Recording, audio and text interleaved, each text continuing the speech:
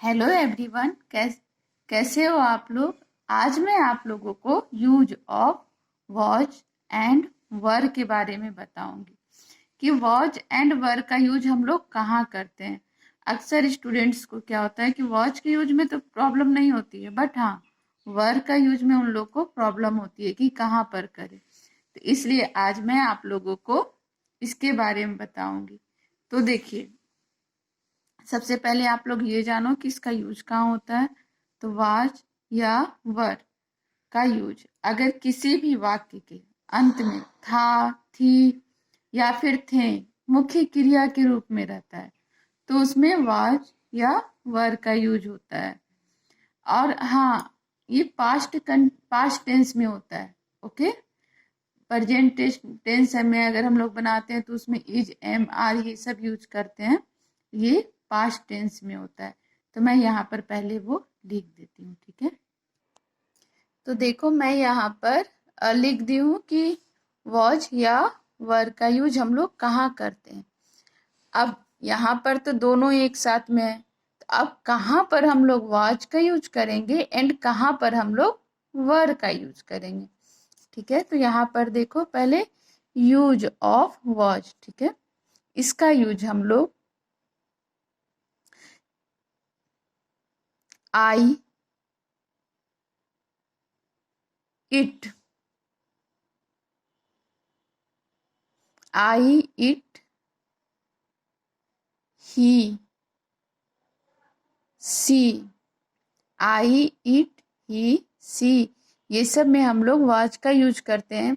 And अगर कोई, हाँ, एंड सिंगुलर नंबर में, नंबर्स टू टाइप्स होते हैं, तो सिंगुलर नंबर में हम लोग वॉच का यूज करते हैं। या फिर कोई पर्सन का नेम हो, जैसे कि, या फिर सिंगुलर नंबर,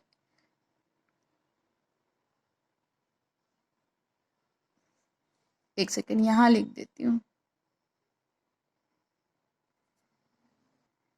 ओके, यहाँ पर देखो, सिंगुलर नाउन में उस टाइप से ही हम लोग यूज ऑफ वर, वर का यूज हम लोग कहाँ करते हैं, तो you, we, they and plural noun में, प्लूरल नाउन में। यहाँ पर हम लोग वॉच का यूज करेंगे और यहाँ पर हम लोग वर का यूज करेंगे। एंड यहाँ पर जैसे कि मान लो किसी भी पर्सन का नेम हो, जैसे राम श्याम, तो वहां पर वॉच लगाएंगे। बट अगर बॉय हो या फिर गर्ल इस टाइप से है तो वहां पर हम लोग अब वर लगाएंगे। तो यहाँ तक तो आप लोग समझ गए कि यूज कैसे करना है। अब मैं कुछ एग्जाम्पल आप लोगों को बताती हूँ, तो फिर आप लोग वो कंफ्यूजन बिल्कुल नहीं होगी।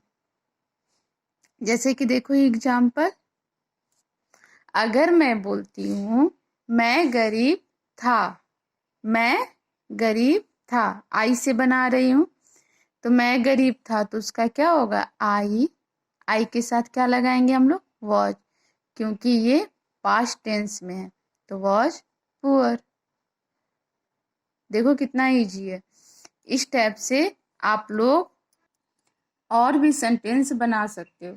जैसे कि मैं बोलती हूँ, अगर यहाँ पर देखो इट है, तो इट से अगर कोई एग्जाम्पल लेना हो तो बोल सकती हूँ यह बेकार था। अगर मैं इस बोलती हूँ यह बेकार था, तो उसका ट्रांसलेट करो तो it was useless, it was useless.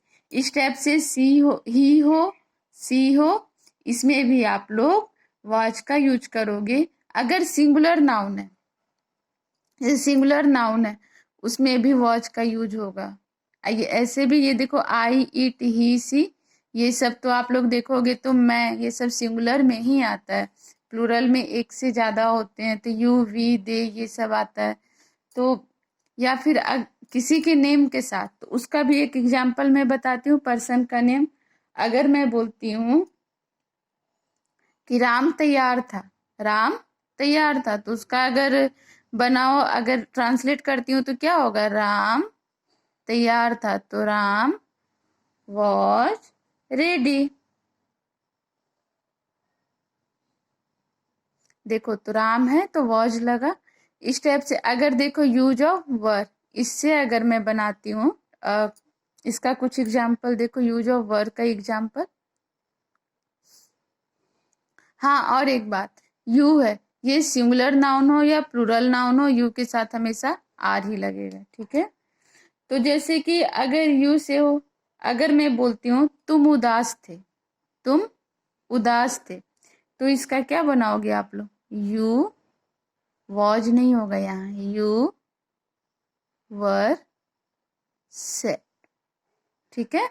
इस टाइप से अगर वी है तो वी से भी आप लोग बना सकते हो।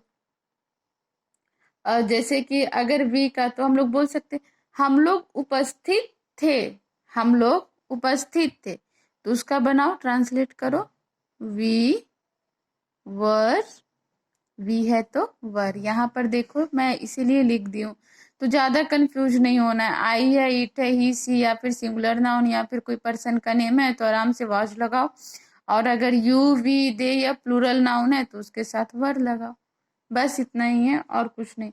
तो इसका एग्जाम्पल देखो, हम लोग उपस्थित थे, तो वी